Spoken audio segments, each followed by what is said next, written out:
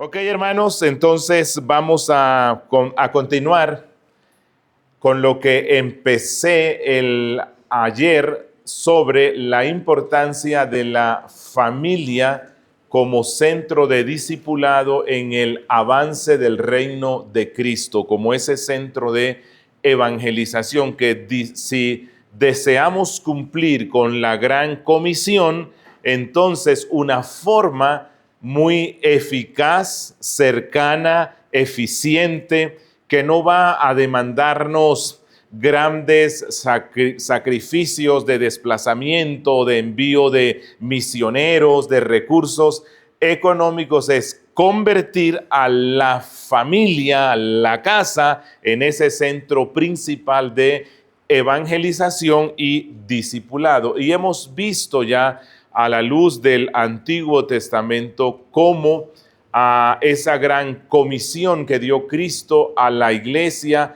está necesariamente asociada a esa gran comisión que se hizo en el Antiguo Testamento, donde Dios, en la relación pactual con su pueblo, le ordena a los hombres para que ellos se encarguen de que las próximas generaciones puedan mantenerse en la fe.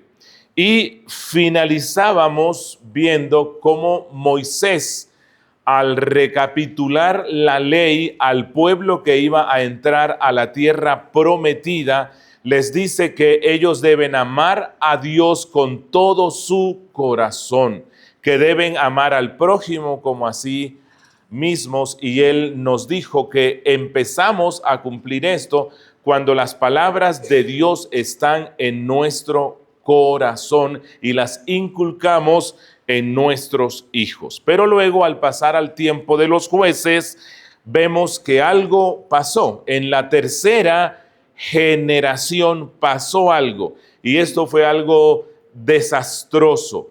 Los padres no cumplieron con estas instrucciones que les dio Moisés.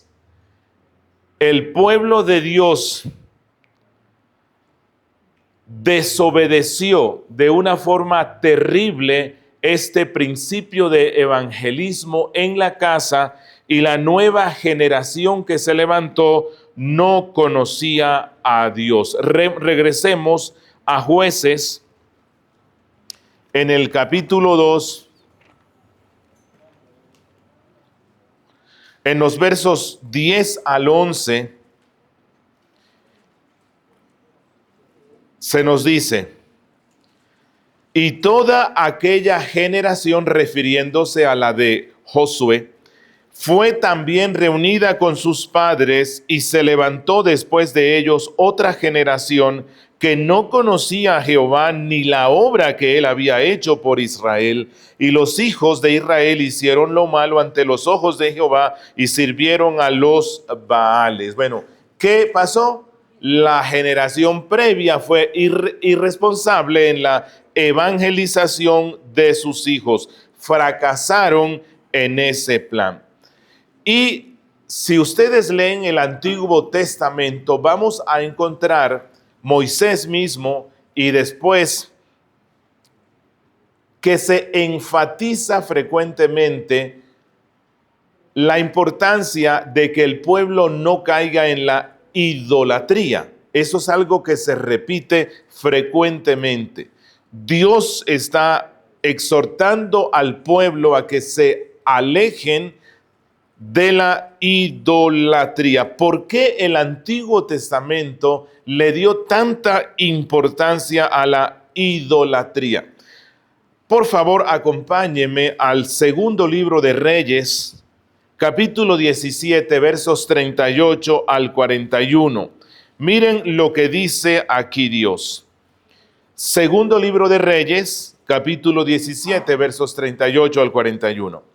Y no olvidaréis el pacto que hice con vosotros, ni temeréis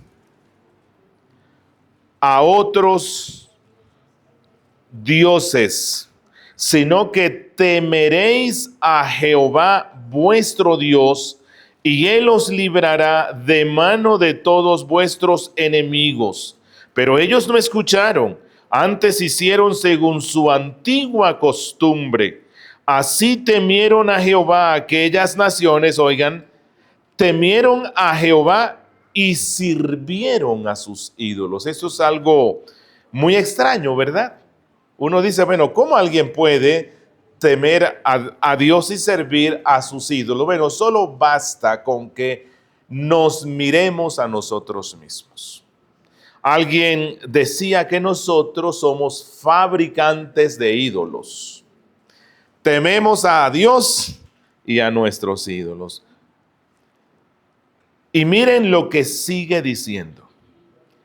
También sus hijos y sus nietos, según lo que hicieron sus padres, así hacen ellos hasta hoy. ¿Qué tenía de malo que la gente adorara ídolos? Bueno, además de todo lo pecaminoso que es, porque Dios es un Dios celoso que demanda de su pueblo una adoración exclusiva para Él. Además de esto, la idolatría robaba la fe a los hijos y a los nietos. Es decir, el pecado no solo los destruyó a ellos, destruyó a las próximas generaciones. Por eso estamos insistiendo en que los pactos que hizo Dios fueron pactos multigeneracionales. Y la responsabilidad de extender el reino de Cristo por medio de la evangelización mundial es principalmente algo multigeneracional. No se trata de ir a buscar a los perdidos que están por allá lejos, aunque hay que hacerlo, sino empezar alcanzando a los perdidos que Dios pone a mi alcance, que son mis hijos y mis nietos. En el Salmo 78, el Salmo 78 es un salmo maravilloso que nos da una imagen del poderoso impacto que tienen las familias en el avance del reino de Dios. Salmo 78, versos 1 al 7. Dice, Masquil de Asaf. Escucha, pueblo mío, mi ley, inclinad vuestro oído a las palabras de mi boca. Abriré en parábolas mi boca, declararé enigmas que son desde la antigüedad, las cuales hemos oído y entendido y que nuestros padres nos contaron. Responsabilidad en la evangelización en la casa. No los encubriremos a sus hijos. A la generación venidera contaremos las alabanzas de Jehová y su fortaleza y las maravillas que hizo. Él estableció testimonio en Jacob y puso ley en Israel, la cual mandó a nuestros padres que la notificaran a sus hijos, para que lo sepa la generación venidera, los hijos que nacerán. Estos se levantarán, oigan, y lo contarán a sus hijos. Ese es el plan de Dios, una evangelización multigeneracional, a fin de que pongan en Dios su confianza y no se olviden de las obras de Dios y guarden sus mandamientos. Bueno, esta es una visión maravillosa de la responsabilidad de un padre cristiano. ¿Cuántos de los hombres que están aquí nos encantaría ser como ese padre que se describe aquí? Dios quiera que todos instruimos a nuestros hijos en la fe y los vamos a instruir para que ellos instruyan a los suyos, a nuestros nietos, y que ellos los instruyan para que ellos instruyan a nuestros bisnietos. Si hacemos esto, estamos cumpliendo con estos principios y mandatos que hemos visto en la Biblia. Y vuelvo a insistir, ¿hay que ser un teólogo para que uno pueda hacerlo? ¿Hay que ir a un entrenamiento en tal parte donde te van a enseñar las claves? No, la Biblia es clara y he insistido en el punto. Lo que necesitamos es hablarles. recordarles los grandes actos redentores de nuestro Dios. ¿Es eso algo complejo? No. ¿Eso cuesta económicamente? No. Dice al acostarte, al levantarte, cuando coman, cuando anden en el camino, incúlcale a tus hijos, recuérdales lo que la Biblia dice sobre los grandes actos redentores de nuestro Dios. De esa forma estás asegurándote no solo de cumplir con lo que Dios nos manda, estás asegurándote de que la próxima generación que viene de ti, esa generación siga siendo adoradora del verdadero Dios. Y el Antiguo Testamento, en el libro de Malaquías, ya finalizando el Antiguo Testamento, nos presenta una comparación entre el divorcio, o más bien una analogía, una consecuencia negativa que tiene el divorcio frente a la responsabilidad de hacer discípulos. En el capítulo 2 de Malaquías encontramos una frase que solemos citarla frecuentemente, y es ¿cuál? Dios aborrece el repudio. Dios aborrece el divorcio. Es un texto que lo recordamos frecuentemente, pero lamentablemente esta es la única parte del texto que los cristianos suelen citar, pero se nos olvida lo que sigue. Y es que Dios allí nos muestra por qué es tan grave el divorcio. Acompáñenme, por favor, a los versos 13 al 16. Malaquías 2, 13 al 16 dice: y esta otra cosa hacéis, cubrir el altar de Jehová de lágrimas, de llanto y de clamor. Así que no miraré más el presente para aceptarlo con gusto de vuestra mano. Y diréis, ¿por qué? Porque Jehová ha sido testigo entre ti y la mujer de tu juventud, contra la cual tú has sido desleal, siendo ella tu compañero y la mujer de tu pacto. Y no hizo él uno solo, aunque tenía abundancia de espíritu. ¿Y por qué uno? Porque buscaba una descendencia para Dios. Guardaos pues en vuestro espíritu, y contra la mujer de vuestra juventud no seáis desleales. ¿Por qué en este texto y en el resto de la Biblia se resalta la importancia de la fidelidad entre el esposo y la esposa y que se conserven uno en Cristo, uno en espíritu? ¿Por qué son tan importantes para Dios los matrimonios cristianos saludables? Miren el verso 15 y el verso 16. Porque buscaba una descendencia para Dios. Porque Jehová Dios de Israel ha dicho que él aborrece al repudio y al que cubre violencia con su vestido, porque buscaba una descendencia para Dios. ¿Por qué necesitamos ministerios para matrimonios en nuestras iglesias? Porque la unión entre el esposo y la esposa es vital para transmitir la fe a los hijos. Dios busca una descendencia para sí a través de su pueblo, a través de sus hijos. Y todos los que hemos trabajado con niños y adolescentes sabemos el enorme daño que se le hace a su fe cuando sus padres se divorcian. El divorcio no solamente va en contravía del gran principio de la indisolubilidad del matrimonio. El divorcio es uno de los instrumentos usados por el diablo para la destrucción de la fe de nuestros hijos.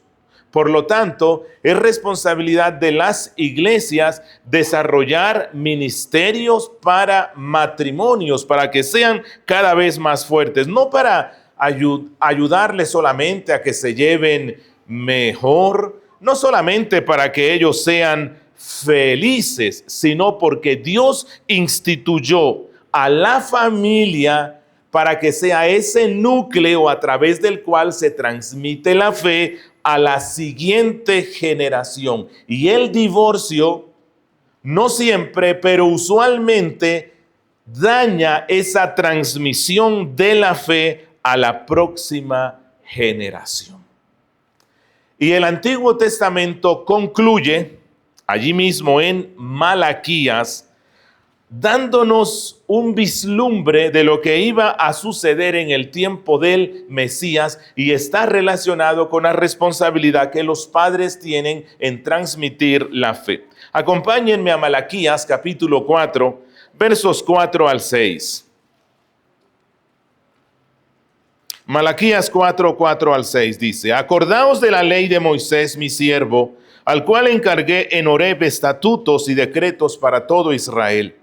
He aquí yo os envío a Elías, el profeta, antes que venga el día de Jehová grande y terrible. Él convertirá el corazón de los padres a los hijos y el corazón de los hijos a los padres, no sea que yo venga y hiera la tierra con completa destrucción. Aquí Dios le da un vislumbre a su pueblo del plan continuo que Dios mostró desde el principio para traer salvación al mundo por medio de las familias. Dios explica que su plan de llenar la tierra con adoradores de Cristo se basa en el poder del discipulado familiar, especialmente en las relaciones entre padres e hijos. Ya entendemos por qué Satanás y el mundo no solamente están procurando que los matrimonios cristianos terminen en divorcio, sino que el diablo y la sociedad y la cultura y el progresismo de hoy busca debilitar la masculinidad, la responsabilidad de los padres en no desarrollar el liderazgo espiritual que se necesita, porque cuando un padre es débil, mediocre en su responsabilidad espiritual en la casa, entonces ese deseo que Dios tiene de que transmitamos la fe a la próxima generación se va a ver truncado. Y Malaquías termina anunciando la era del Mesías, la era que vendría con Cristo. Y es interesante ver que cuando se menciona la misión, el ministerio de Juan el Bautista, él dice que una de las cosas principales que va a hacer es volcar el corazón de los padres a los hijos y de los hijos a los padres. ¿Por qué? Porque bueno, así como va el padre, así como marcha el padre, así marcha el matrimonio. Así como va el matrimonio, marcha la familia. Así como va la familia, marcha la iglesia local.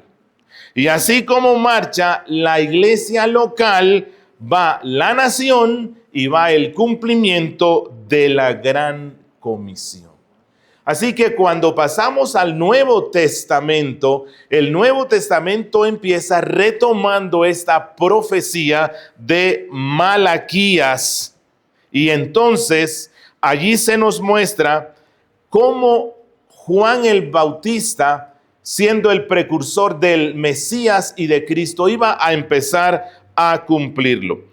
Por favor, en Lucas, el capítulo 1, verso 16, el Nuevo Testamento empieza con el arcángel Gabriel diciéndole a Zacarías cuál iba a ser la misión de su hijo, de Juan el Bautista. En el verso 16 de Lucas 1 dice: y a muchos de los hijos de Israel hará volver al Señor Dios de ellos. Esta era la gran misión del precursor del Mesías: hacer que el corazón de muchos dentro del pueblo de Israel se volviera a... Aquí pasó algo. Se volviera a Dios porque este pueblo se había apartado totalmente de él. Pero ¿de qué manera Juan el Bautista iba a preparar el corazón del pueblo para el Mesías? ¿Cuál iba a ser la estrategia? ¿Cómo iba a alcanzarlo él? La respuesta está en el verso 17. El ángel dice: e irá delante del Señor con el espíritu y el poder de Elías, refiriéndose a Malaquías 4, ¿verdad? Para hacer volver los corazones de los padres a los hijos y a los desobedientes a la prudencia de los justos, para preparar un pueblo bien dispuesto para el Señor. Así que la misión central de este hombre era preparar el corazón de la gente para el Mesías. Y dice que esto se alcanzaba convirtiendo el corazón de los padres hacia los hijos. ¿Por qué? ¿Por qué dice eso? Bueno, esta es una declaración que yo sé que se ha escrito mucho sobre qué significa, pero creo que una de las cosas que implica es que cuando los padres vuelven su corazón hacia los hijos, el corazón de los hijos es ablandado por el Espíritu Santo y el corazón de estos hijos responde en un amor hacia el Dios en el cual creen sus padres. ¿Quieres ver el corazón de los niños y adolescentes de tu iglesia preparado para el Mesías, para que crean en Cristo? Entonces hagan todo lo posible para convertir el corazón de los padres a sus hijos. Padres que aman a sus hijos.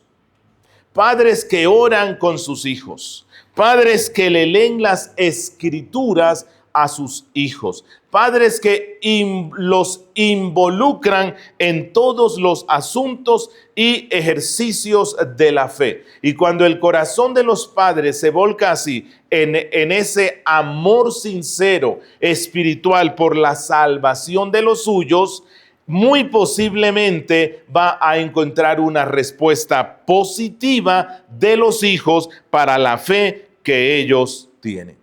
Así empieza el Nuevo Testamento.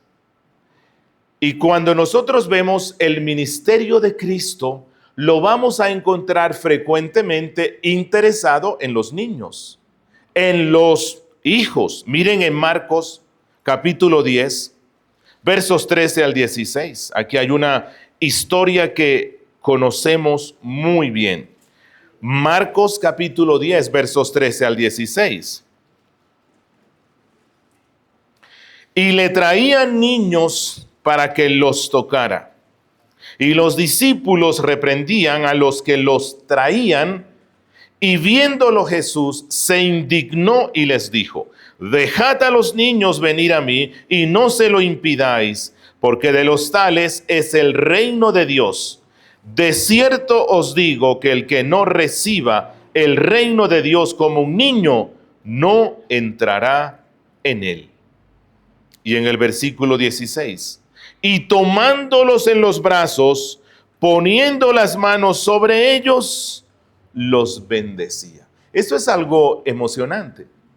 Nuestro Redentor, el Logos encarnado, la segunda persona de la Trinidad encarnada, tomando a unos pequeños en sus brazos, poniéndole las manos, y a la misma vez él estaba airado, no contra los niños, sino contra aquellos que impedían que los niños llegaran a él. Bueno, esto me hace pensar en el tema de lo que hacemos nosotros en el servicio de adoración el domingo. Bueno, tal vez voy a tocar algo aquí que, Dios quiera que no resulte en conflicto, ¿verdad? Voy a intentar ser lo más diplomático. Las Escrituras en el Antiguo Testamento, Moisés ordenó al pueblo que leyeran el libro de la ley ante los padres, las madres y sus niños. Nehemías, en el capítulo 8, cuando se da la reconstrucción del templo y se celebra el primer servicio de adoración por la dedicación del templo, ellos hacen un culto que se demora más o menos 6 horas. No hubo música, lo único que hubo fue la lectura de las sagradas escrituras, y nos dice que estaban presentes hombres, mujeres y todos los que podían entender. Si ya mencionó a los hombres y a las damas, pues entonces se refiere a los niños, ¿verdad? Hay veces que en nuestros cultos, con el fin de mantenernos en orden, que era lo que estaban intentando hacer aquí los discípulos, consideraron que la presencia de los niños causaba desorden. Solo quiero que pensemos, ¿no será que en nuestros cultos tal vez Cristo esté un poco enojado con nosotros porque estamos estorbando que los niños puedan estar en todo el servicio de adoración, porque los estamos viendo como distractores, ¿verdad? Cristo no lo vio así. Bueno, se los dejo allí solo para que lo piensen. Y no hablo más sobre ese tema. Aquí hay dos emociones de Cristo hermosas. Por un lado, tierno y amoroso con los niños. Dejen que vengan a mí.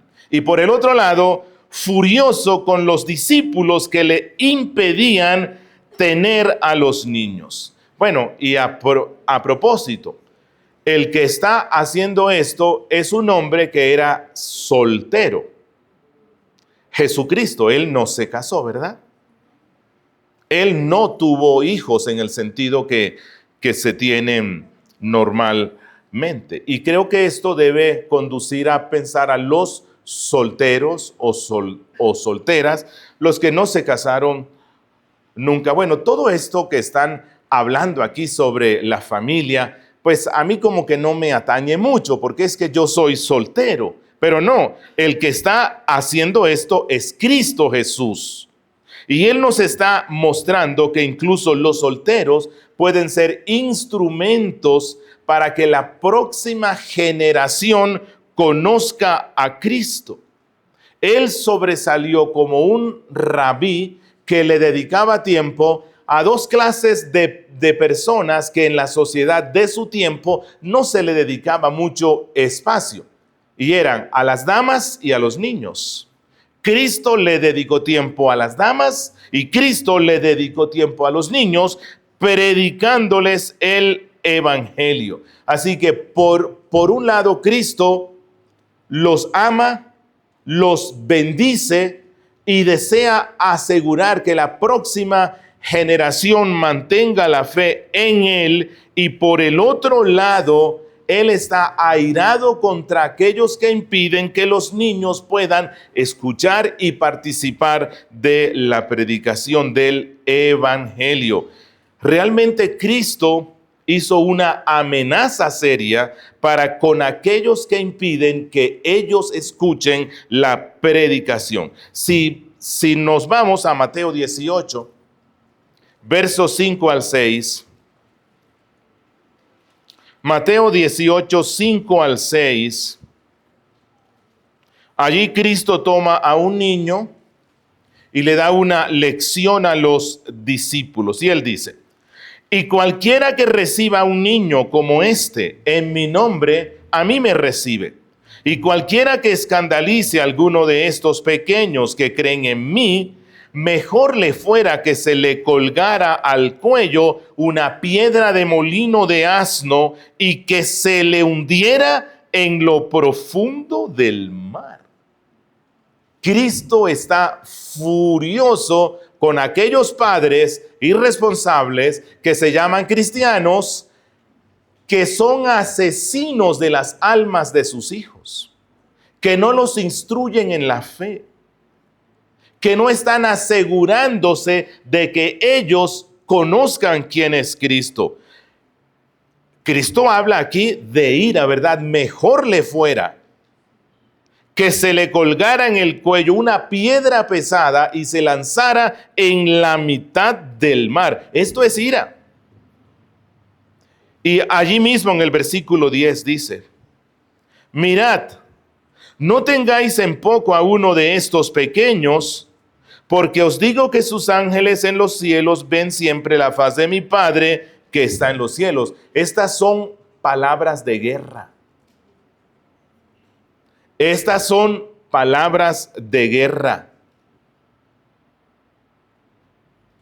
Cristo advierte a cualquiera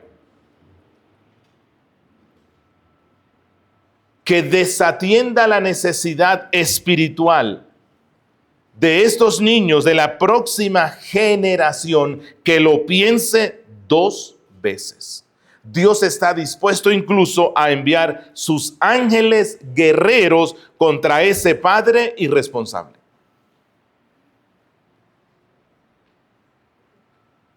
Cristo está asegurándose lo mismo que Dios quiso asegurar en el Antiguo Testamento. Una fe multigeneracional. Que la próxima generación conozca quién es Dios. Y el punto con más luz de todo esto que hemos visto en el Antiguo Testamento y cómo se repite en el Nuevo es la gran comisión. Ya les di un texto, ¿verdad?, que considero que forma parte de la gran comisión en el Antiguo Testamento. Pero en el Nuevo, cuando nosotros vamos a la gran comisión que nos dio Cristo, esto implica esa fe multigeneracional, esa responsabilidad. Miren en Mateo 28, versos 19 al 20. Mateo 28, 19 al 20. Y acercándose Jesús les habló diciendo, toda potestad me es dada en el cielo y en la tierra, por tanto, id y enseñad a todas las naciones, bautizándolos en el nombre del Padre y del Hijo y del Espíritu Santo, enseñándoles que guarden todas las cosas que os he mandado, y aquí yo estoy con vosotros todos los días hasta el fin del mundo. Dios siempre ha estado pensando en lo mismo. Él quiere una tierra llena de adoradores. Una tierra llena de personas que vivan para su gloria. Y si comparamos a Mateo 28, 18 al 20 con Mateo 1, 28, vamos a encontrar que es el mismo principio. Bueno, Mateo, cuando Dios crea al hombre e instituye el matrimonio, el primer mandato que les da se relaciona con la gran comisión. Es la misma cosa. Miren, en Mateo 1, 28, en esa primera boda que celebró Dios mismo, Él dice, sean fructíferos y multiplicaos. Se lo dice ¿a quién? A la familia, que por cierto era la primera figura de la iglesia. Sean fructíferos y multiplicaos. Y luego Cristo a los discípulos, cuando les da la gran comisión, Él dice, hagan discípulos. Sean fructíferos y multiplicaos y hagan discípulos. Es lo mismo. Dios está formando un pueblo para sí que se llama la iglesia. Fructifíquense. ¿Cómo? Haciendo discípulos. ¿Y cuáles son aquellos sujetos más cercanos en los cuales Dios puso que cuando son pequeños ellos crean mucho en lo que sus padres les dicen? Los hijos. Multiplíquense con hijos, no solamente en la carne, con hijos para Dios, discípulos. El segundo mandamiento que da Dios en Génesis 1, 28 es llenen la tierra. Y miren lo que luego dice Cristo en la gran comisión. De todas las naciones. Es lo mismo. La iglesia tiene la responsabilidad de hacer discípulos, de fructificarse y alcanzar a personas de todas las naciones. Génesis 1:28, y sojuzguenla. Sí. Y Cristo en la gran comisión dice, enseñándoles a obedecer todo lo que os he enseñado. Es lo mismo. Sojuzguen y enséñenles a obedecer. Toda la escritura deja en claro que el gran propósito de nuestro Dios es que su pueblo crezca, que se expanda, que lo invada todo y que de toda nación, de todo pueblo, de toda lengua, surjan adoradores que vivan para su gloria. Y la primera forma de alcanzar este propósito es en nuestras familias, en nuestras casas. No hay que ir muy lejos, en nuestros hijos, en nuestros nietos. Y el tiempo se nos ha ido. ¿Sí? O nosotros nos hemos ido un poco más en el tiempo. Sí. Amado hermano que estás aquí, hombre, casado o soltero, qué privilegio tan grande. El Dios del cielo, que puede hacer que todos los hombres sean salvos en un solo instante, enviando su espíritu y convirtiéndolos, sin necesidad de que nadie les predique, ha considerado apropiado para su gloria y nuestro bien, convertirnos en socios de Él. Las damas, las madres, son socias en el plan de Dios, primeramente dando a luz hijos. Sí, qué privilegio tan grande.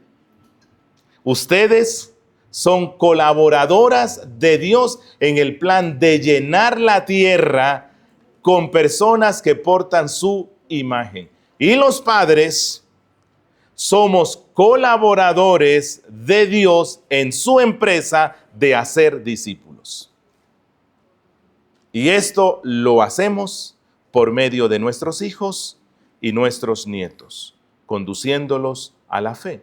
No significa, para que no vayan a caer en desánimo innecesario, que si yo cumplo con mi responsabilidad en instruir a mis hijos en la fe, necesariamente ellos van a venir a la fe. Esa es una obra de Dios. Es Dios el que hace eso. No te angusties. Algunos vendrán a la fe. Otros tal vez no vengan a la fe inmediatamente, sino que luego cuando entran a la universidad, el mundo los atrapa y se aleja. Pero mientras haya vida, hay esperanza, ¿verdad? Y he visto muchos casos de hijos que fueron criados en la fe, se apartaron, se casaron con incrédulos y Dios les permitió que se hundieran en las bajezas de su pecado y estando en la miseria del mismo, como pasó con el compositor del himno 300 de Sublime Gracia, ¿verdad? Su madre lo instruyó en la fe.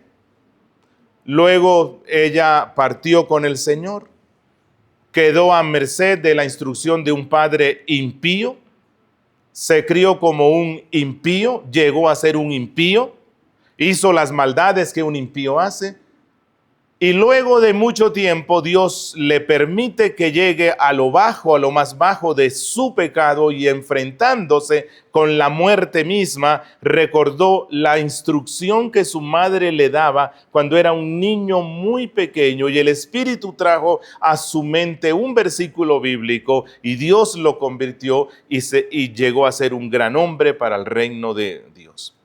Bueno, esa es nuestra esperanza.